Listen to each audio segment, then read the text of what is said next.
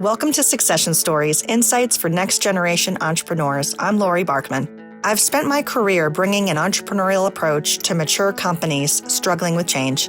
As an outside executive of a third-generation, 120-year-old company, I was part of a long-term succession plan. Now I work with entrepreneurs, privately held companies, and family businesses to develop innovations that create enterprise value and transition plans to achieve their long-term goals.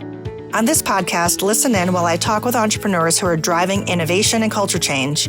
I speak with owners who successfully transition their company and others who experience disappointment along the way. Guests also include experts in multi-generational businesses and entrepreneurship.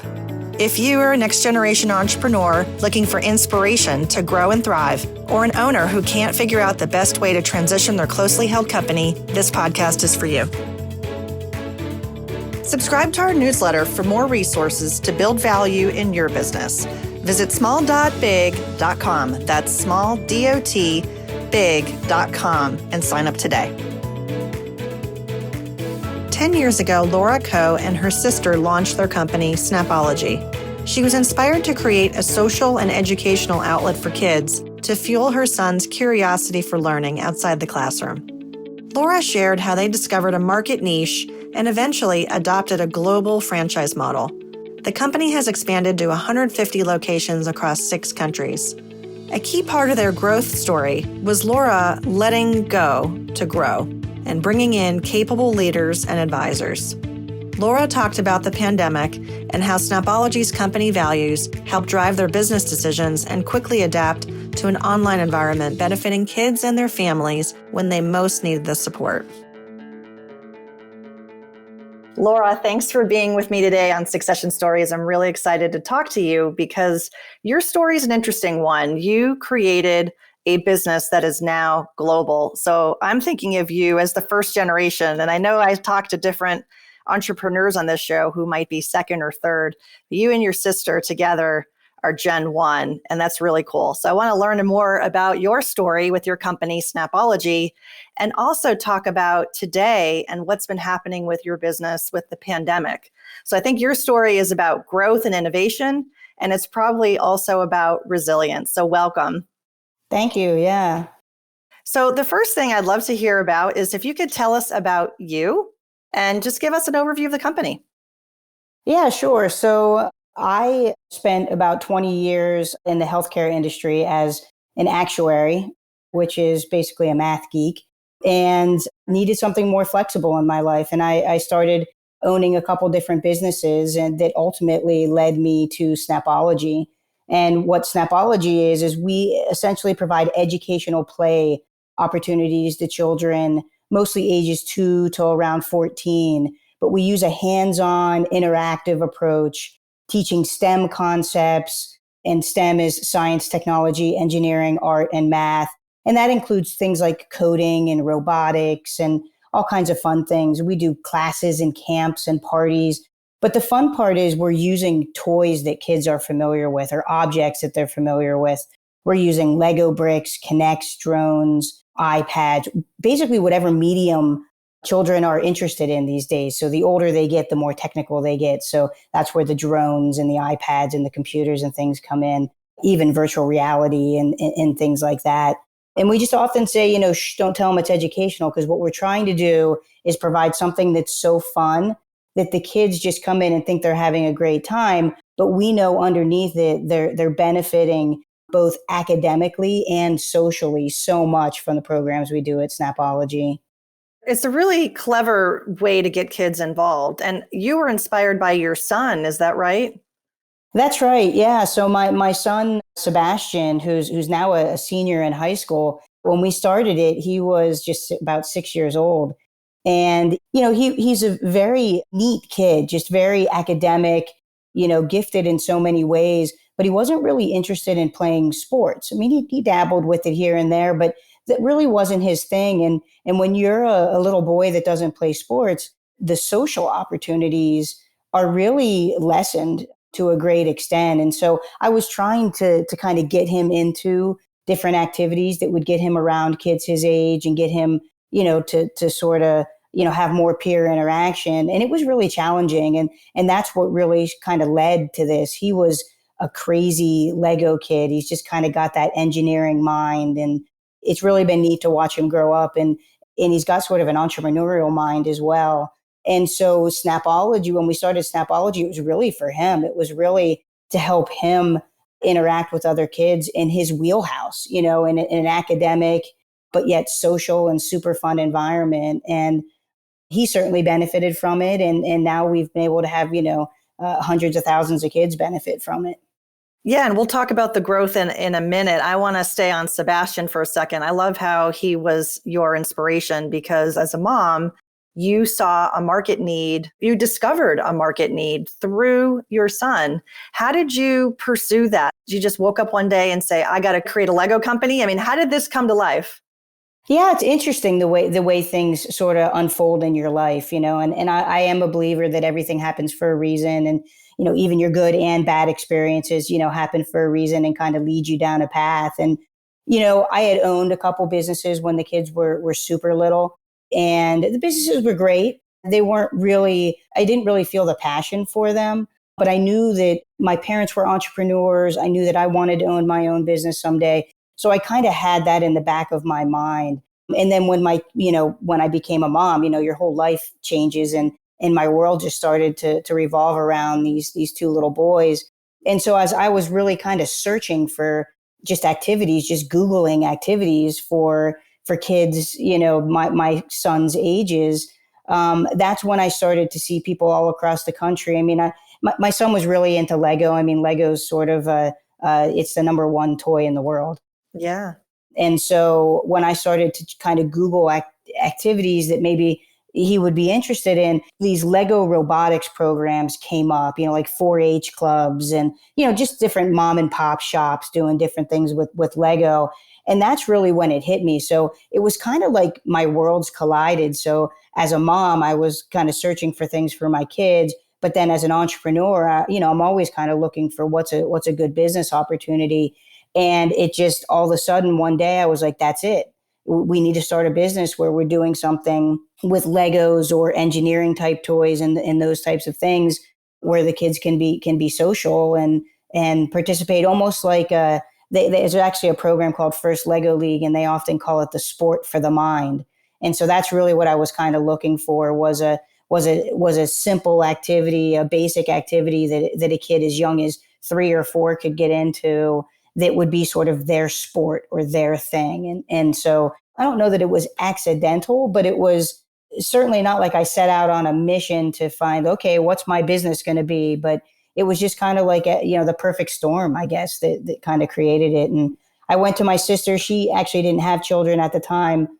And I'm more of the boots on the ground, operational kind of finance kind of person. She's more salesy and creative, and she's sometimes more of a strategic thinker than I am. And so she's my best friend as well. And so it was a perfect partner for me. And I went to her and asked her if she'd be interested. And she was like, yeah, I mean, that's awesome. Well, I'm in.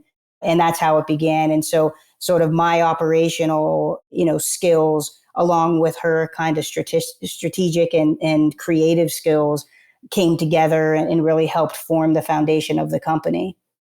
And so the company launched, I guess, 10 years ago. Happy anniversary. Yeah, it was not the anniversary year we were hoping for. No, not at all. But we'll take a do-over. We'll do it again next year. That's right. 11 is the new 10, I guess. Funny. Right? Yeah, exactly. But you started from scratch as a mompreneur, if I can call you that. And now you're in 150 plus locations. Is that right? That's right. Yeah. So we've got 150 locations. We're actually in 12 different countries. It's been super fun watching the company grow. And really, I mean, like we talked about, I mean, I started this for my own child. And so it's just amazing to me to see now that so many kids like Sebastian are benefiting from this. And I've got a younger son, Garen. I should probably mention him. Hi, Garen. And it's obviously benefited him as well. And similar type kid, very academic, very, he's a little more social, a little bit more inclined for, the athletics and that kind of thing. But the way Snapology has just benefited the both of them with teamwork and partnering and social skills. And it's just been incredible to watch it grow. And from nothing, from one location 10 years ago. We started franchising 5 years ago, and now we're at 150 locations in 12 countries. So it's just really kind of cool to watch it bloom. That is so great. And it's so interesting because you hear about these startups and, you think about the startup garage for these tech companies and the HP garage in the 70s that we all think about. For you, you probably had the equivalent at your kitchen table with the boys playing Legos, and you had a built-in feedback mechanism with their friends, and you knew inherently you're onto something. So let's fast forward. You mentioned that you started a franchise model about 5 years ago. How did you come to the conclusion that that was the growth path for you? Yeah, it wasn't actually an easy decision. And what happened was about 2 years into the business, and we were just running sort of a local Pittsburgh operation at that point, we started having people come to us and say, hey, this is awesome. They would come visit our center or take one of our classes in Pittsburgh. Hey, I want to take this back to my hometown. They had family in Pittsburgh and they were just visiting and they wanted to take it back. And that's when we started to realize, you know what? Yeah, we should do that. And so we actually started under a licensing model about 7 to 8 years ago. And we grew about a dozen locations under this licensing model. And the licensing model was good. I mean, I think there's definitely a nice space for some businesses to be a license. But what we realized after a couple years was that we were much better off as a franchise. I was sort of almost anti-franchise in the beginning, and that was really lack of knowledge on my part. Why were you anti? Well, my parents actually owned a business under a licensing model. And so I kind of grew up under that model, and it worked really well for them. And I had actually owned 2 franchises in the past.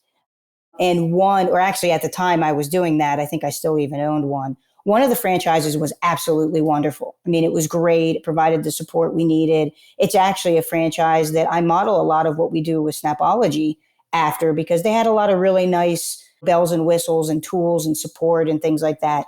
The other model really just didn't have their act together at the time. They may now, but they really just didn't sort of, I didn't get the value. I felt lost.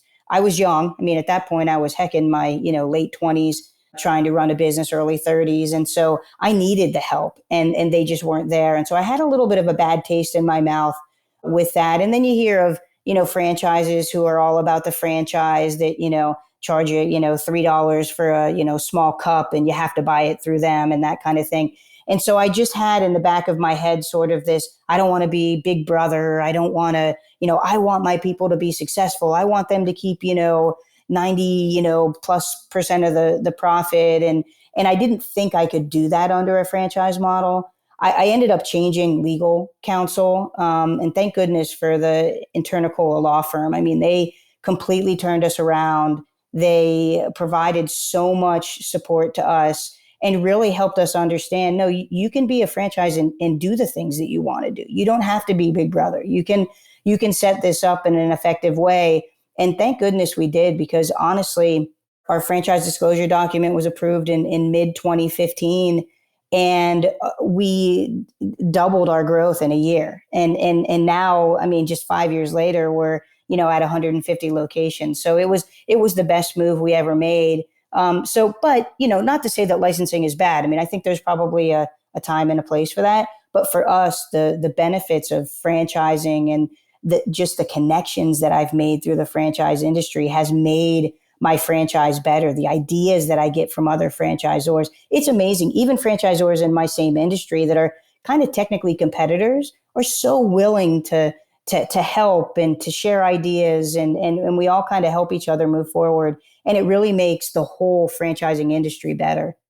So Laura, this is an incredible growth story. And I love that you've taken this idea from your kitchen table to 12 countries around the world. And I want to talk about today. We were laughing a second ago about your 10th anniversary and how it's not that fun this year.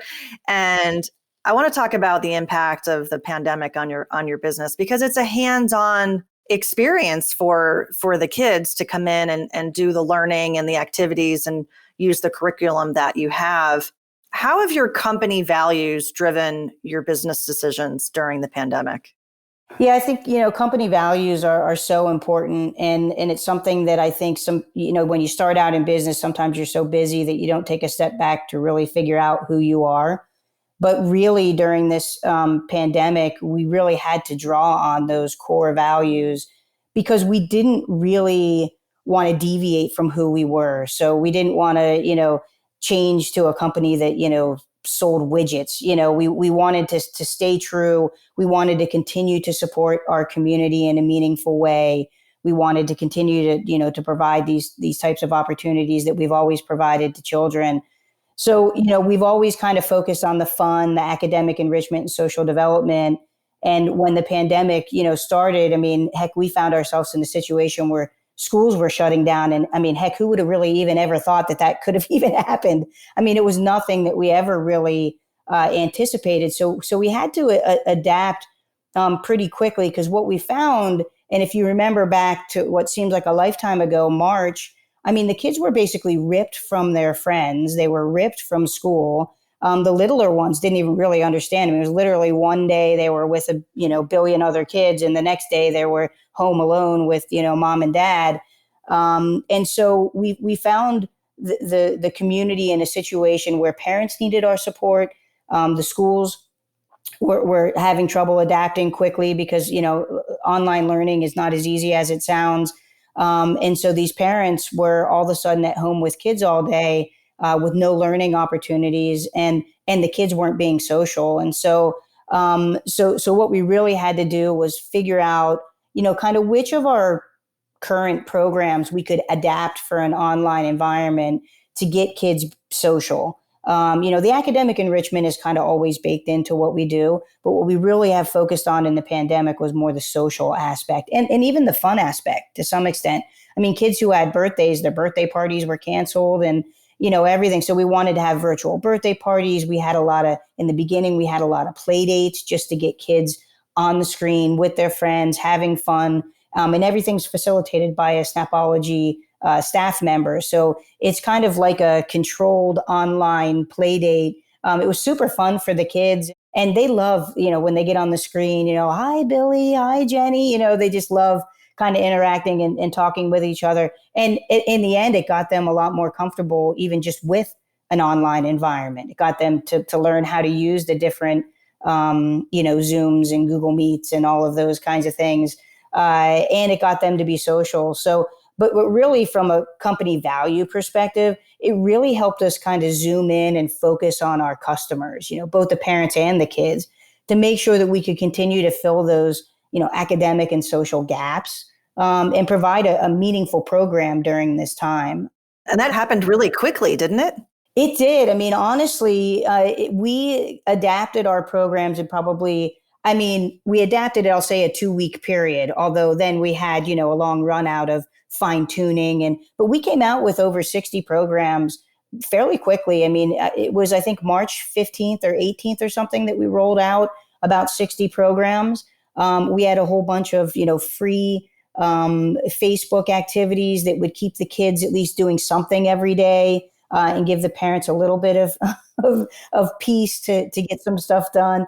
It was a crazy time back then. And then, we parlayed it right into, we did 2 and 3 hour a day summer camps online, and it went incredibly well. I mean, it really, it's not 100% of what my owners were doing.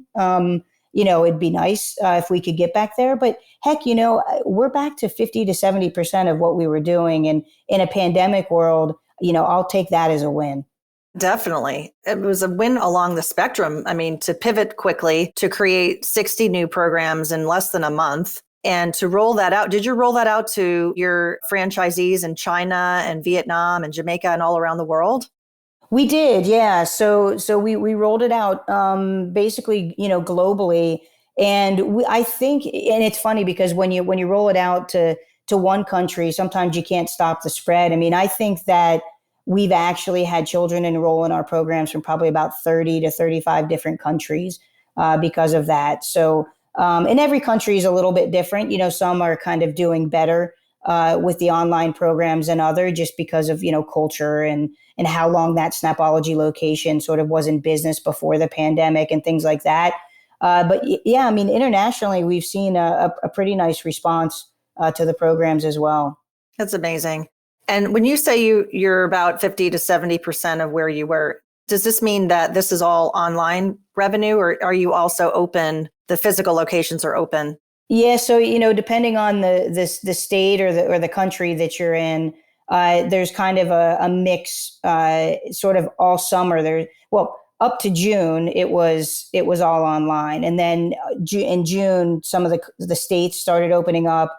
Some of the countries opened up a little bit here and there, and so for the summer, for the last couple months, yeah, it's been a mix of some limited, small group, social distanced in person programs mixed with then the online programs. So owners, depending on where they live, are kind of seeing a mix of both of those. Yeah. It makes me think about the reinvention of K through 12. I've read some interesting articles about that lately, and I'm sure you spend a lot of time thinking about education, educational models. And with this rapid changeover for educators to put things online when they had no experience with it previously, what are your thoughts about that for going forward? What do you think of the implications of COVID-19 on the learning environment as we move forward, hopefully out of this environment? Do you think it's going to stay in our culture? I hope that aspects of it stay. I think for us, for example, we've always been looking for a way to get to children that were hospital bound or homebound or in super rural areas. And so for us, while we do truly believe that the in-person, hands-on, experience is really the true way to learn STEM and STEAM, the online definitely has some great applications, and so we do plan to continue some online in those limited cases. And I think the same will be true for schools. I actually was talking to my director of operations the other day, and she said that they're kind of using online like the new snow day. I mean, why do you have to have a snow day anymore? Just put the kids online, and now they're all familiar with, well, at least they will be once we get back in school and kids get used to it. Having an online class will be second nature to kids. And so if a child is, there are also kids that, have surgeries or get sick. Why can't you just pipe them right into the room and have them do online learning? So I think there's, kind of like what I said before. I mean, you learn from bad experiences and you learn from good experiences. Sometimes you learn more from bad experiences, to be honest with you. And I'm hopeful that this is one of those bad experiences that some good comes out of. And, I think there definitely can be some long-term positive impacts of just learning to teach this way. I think that's a great perspective. As you talk to other small business owners, well, you're not a small business anymore. You're you're larger than that. But as you talk to other independent business owners, what do you hear? How would you advise them for how to plan for next year? Yeah, it's interesting. I mean, gosh, I'm hoping we get back to kind of a normal cycle of things, and that we're able to spend much more time in person with with our clients. But for us, and this was something that I really tried to emphasize with my franchisees, things did slow down a little bit. And I'm hopeful that small business owners took this time to kind of take another look at their business, to kind of, it's really a chance to reboot your business, to solidify the foundation of the business, maybe make some needed changes. And that, I think, is going to help in the next year. I mean, I know for us, we did take the time to really kind of take a fresh look at things and see how we could do things differently, and come up with some new programs and some new ideas. And the hope is that it really kind of energizes entrepreneurs, and provides sort of a new jumping off point for the future. So, the definition of an entrepreneur is they sort of make something out of nothing. And, that's certainly what we've had to do in the past, gosh, has it even been 6 months? It feels like forever. Yeah. But yeah, I'm excited about the future. I think that, for our business in particular, I look at there should be a boom in enrichment to fill the gaps that this pandemic caused academically and socially for kids. And, from a franchise perspective, I think parents are realizing, that flexibility is super important. And we're seeing we're seeing now in particular, I think people are seeing the light at the end of the tunnel. I think now we feel like maybe we're on the downslope of the pandemic, and people can start to think about the future. And, owning your own business now, I mean, people need jobs that are flexible. That how can somebody be home with their, third grader homeschooling them while they're working? Well, if you own your own business, if you own a franchise, particularly a Snapology franchise, I mean, you can do that. You can flex your hours and do those things. So both from sort of my local business, which really truly is a small business, kind of the local Pittsburgh Snapology operation, I see a ton of opportunity there. And I think we've done a lot to strengthen the core of that business. But then also as a franchisor, I see a ton of opportunity for people who are kind of rethinking, what am I doing with my life? Do I need a job with more flexibility? Do I want something more fulfilling or more meaningful? And so it brings a ton of opportunity. So it's like anything. I mean, you got to see the positives instead of looking at all the negatives and, oh, I lost X amount of revenue and all of these things. Think about, where that can drive you forward and what can improve. And I'm excited for the next year. I think you've got a great attitude. I think so many things that you mentioned are really important. Taking a fresh look, looking at making needed changes. You got to have the balance sheet, in order.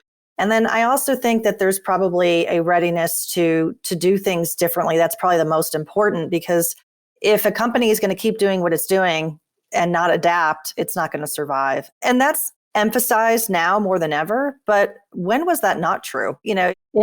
Change is constant. And your company is a great example of really being at the forefront of understanding what the customers needed from you. And you quickly turned that around. So kudos to you and your team. I wanted to ask you about your team. You've made a lot of investments to grow your business. And I think I read somewhere you were doing an interview and you talked about that challenge of an entrepreneur, realizing you need to let go eventually. You can't do it all. And you and your sister realized that, I'm sure, early on when you're working so many hours in a day, and you said, we got to grow. How are we going to do that? How do you find the right people? What are some examples of how you've developed talent in your company? Yeah, developing talent is really kind of critical, and the faster we grow, the more critical that becomes, because you can't do everything yourself. I mean, I'd love to have enough time to be able to do it, but then at some point you realize you're just not the right person either. I've been really fortunate to hire most of my leadership team from within. Which is nice because they know the ins and outs of the business. So, for example, our curriculum director is unbelievable. She's just fantastic. And Ashley started as a teacher and then kind of grew into an educational services role where she was hiring and onboarding and training, and then eventually grew into the full curriculum director role where she's in charge of all of the curriculum, all of the hiring, basically all things teaching. And her time sort of in each and every role that she had has really made her invaluable now, because she understands the business inside and out. When a franchisee asks a question, she's done it. She's lived it. She knows it.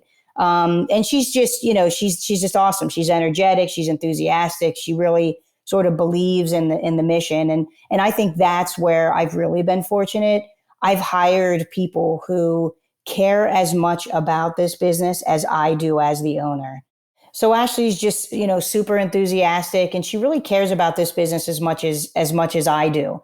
And that's, I think, the key. All of my leadership team, my director of operations, I mean, she, her husband actually owns his own business, and so she gets business ownership. She truly cares about Snapology as much as I do. And just having that perspective, even when we've hired, from the outside, making those hires and making sure it's the right cultural fit, it's the right attitude. I mean, our director of marketing is unbelievable as well. I mean, I really am blessed to have a great team. And, they know the ins and outs of what we're doing. They care about the business the way we do. And of course, we want them to do professional development. We try to provide, going to conferences and learning new things, and, whether it's online or in person, and developing their careers. But really, I think just, as an entrepreneur, you have to let go. And sometimes it's hard for me, and I give them probably too much direction on things when I should just let them go and see what they come up with. But sometimes you really just have to do that and say, you know what, they know more than me on this, and they're going to come up with a way better idea than I could have ever come up with. And it's kind of that balance of, sort of as the entrepreneur, sort of steering the company in the right direction, but making sure that you're listening to every member of the team as you go along so that they can steer it in an even better direction than you could have done yourself. That's a great way to describe it. Certainly they have the passion like you do, and then they have the skill set that augments you. It builds upon what you need, and they care about the outcomes as much as you do, which is fantastic. Do you think of your company as a family business? I know you co-founded it with your sister. Have you thought about it that way? Oh yeah, Snapology is 1,000% family. So we've got the entire co-family wrapped up in this. My sister and I did found the company, but when we started franchising 5 years ago, we very quickly brought in our brother, and that's the whole co-sibling group. There's three of us, and he actually is phenomenal with franchise sales. He works with all of our broker sales and consultant relations. And he's been with us for over 3 years now, and just adds a ton of value. And then it's funny where the real family comes in is that between my brother, my sister, and I, we have 5 boys, ranging in ages from 10 to 22. And so my college age nephews, they work summers helping us in marketing and operations. My own sons have always kind of helped out where they can, but now they're high school age and can really sort of help with the local franchise. My younger son, who's a sophomore in high school, actually even writes some of our escape games because he's just got that sort of creative mindset. And he's sort of in between that, still thinks a little bit like a kid and can make it super fun, but he's old enough to understand the academic value and can provide some assistance to the curriculum team to then take it and obviously run with it after he's written the basic story. It's amazing. I mean, even the little one, my sister's got a little guy who's 10, and he's a great help with the business. I mean, it's basic stuff for him, but gosh, he might be our best salesman for local business. That he's so enthusiastic about it. I mean, for me, it's a dream come true. My brother and my sister are my best friends. I just absolutely love that we can do the business together and that we can involve all the kids in a truly meaningful way. That is so incredible. You are literally G1, and it's super cool to talk to you today and understand your story a little bit better. I had read about you and heard your story, and it's been really fantastic talking to you. I know you mentioned that the people who become your franchisees, maybe some of them are in their next act. Maybe they had a career doing something else. And if there's listeners out there that are thinking, oh, maybe I want to be a franchise owner, how can they find out more about you, about Snapology, and learning more about the franchise opportunities? Yeah, there's a wealth of information out on snapology.com. We're pretty transparent about things, so there is quite a bit of information there. But maybe the best way is really just to reach out to Bob, who I just mentioned is my brother. He's at bob@snapology.com, and he can walk anybody right through any franchise opportunity that they might be interested in. It's really in this day and age, it's really a great business with a lot of flexibility. So I'd say check out the website and reach out to Bob. That's great. And also because you're global, I do have some listeners in other countries. So I think that because you offer that opportunity, you never know. There might be somebody in Australia ringing you up. Yeah, absolutely. So thank you so much. Is there anything that you can share with us about how you feel about entrepreneurship? I love to ask all my guests if they have a favorite quote or a mantra that guides them. Yeah, it's funny. I've always, I've been asked that question a couple times, and I always use a quote that it's funny because I'm not even sure they know who said it. They say it might be George Eliot or it might be somebody else, but it's never too late to be what you might have been. And I think for me, I mean, I've gone through several career changes in my life, and kind of searching for what fit and what my passion is. And so I think that it's never too late to be what you might have been is true. I mean, you can change in the course of your entire life, at any point. And for me, certainly Snapology has done that. And definitely for the positive. And I'm hopeful that that can happen for other folks. I love that thought. It's never too late to be what you might have been. Laura, thank you so much for joining me today. And thank you so much for sharing your experience with me. Yeah, thank you for having me. Innovation, transition, growth. Easy to say, but hard to do. If you're an entrepreneur facing these challenges, I get it. I work with businesses from small to big for strategic planning with your team to achieve your vision. Visit smalldotbig.com to schedule a call with me. I'd love to connect with you. Be sure to catch the next Succession Stories episode with more insights for next generation entrepreneurs. Thanks for listening.